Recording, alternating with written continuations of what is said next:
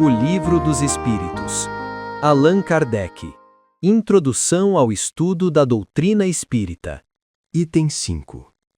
Mais tarde, reconheceu-se que na realidade a cesta e a prancheta apenas formavam um apêndice da mão, e o médium, pegando diretamente o lápis, pôs-se a escrever por um impulso involuntário e quase febril.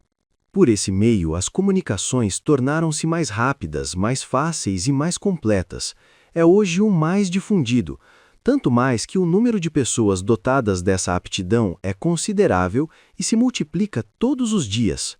A experiência, por fim, deu a conhecer muitas outras variedades na faculdade mediadora, e soube-se que as comunicações podiam igualmente se dar pela palavra, pelo ouvido, pela vista, pelo tato, etc., e mesmo pela escrita direta dos espíritos, ou seja, sem o concurso da mão do médium nem do lápis. Obtido o fato, restava constatar um ponto essencial: o papel do médium nas respostas, e a parte que ele pode aí desempenhar mecânica e moralmente. Duas circunstâncias capitais, que não poderiam escapar a um observador atento, podem resolver a questão. A primeira é a maneira pela qual a cesta se move sob sua influência, unicamente pela colocação dos dedos sobre a borda. O exame demonstra a impossibilidade de uma direção qualquer. Esta impossibilidade se torna patente, sobretudo quando duas ou três pessoas se colocam ao mesmo tempo junto à mesma cesta. Seria preciso entre elas uma concordância de movimento verdadeiramente fenomenal. Ademais, seria preciso uma concordância de pensamentos para que elas se pudessem entender sobre a resposta a dar à pergunta feita. Outro fato, não menos singular, que vem ainda a aumentar a dificuldade, é a mudança radical da escrita conforme o espírito que se manifesta, e cada vez que o mesmo espírito volta, sua escrita se reproduz.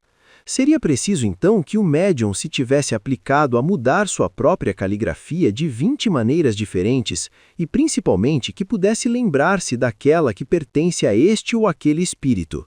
A segunda circunstância resulta da natureza mesma das respostas que são, na maior parte do tempo, sobretudo quando se trata de perguntas abstratas ou científicas, notoriamente fora dos conhecimentos e às vezes do alcance intelectual do médium, que, além disso, as mais das vezes não tem consciência do que se escreve sob sua influência, e que, com muita frequência, não ouve ou não compreende a pergunta feita, visto que ela pode ser feita numa língua que lhe é estranha, ou mesmo mentalmente, e a resposta pode ser dada nessa língua.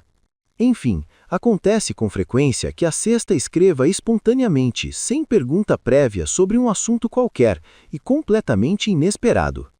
Essas respostas, em certos casos, têm tal cunho de sabedoria, de profundidade e de presença de espírito, revelam pensamentos tão elevados, tão sublimes, que só podem emanar de uma inteligência superior, marcada pela mais pura moralidade. Outras vezes são tão levianas, tão frívolas, até mesmo tão triviais, que a razão se recusa a acreditar que possam proceder da mesma fonte. Esta diversidade de linguagem só pode explicar-se pela diversidade das inteligências que se manifestam. Essas inteligências estão na humanidade ou fora da humanidade?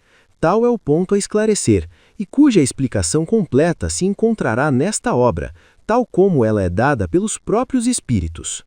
Eis, portanto, efeitos patentes que se produzem fora do círculo habitual de nossas observações, que não ocorrem misteriosamente, mas à luz do dia, efeitos que toda a gente pode ver e constatar, que não são privilégio de um único indivíduo, mas que milhares de pessoas repetem todos os dias à vontade.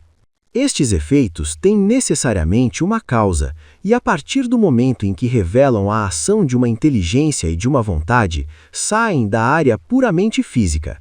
Várias teorias foram dadas a esse respeito. Logo mais vamos examiná-las, e veremos se podem explicar a razão de todos os fatos que se produzem. Admitamos, entretanto, a existência de seres distintos da humanidade, visto que tal é a explicação fornecida pelas inteligências que se revelam, e vejamos o que eles nos dizem.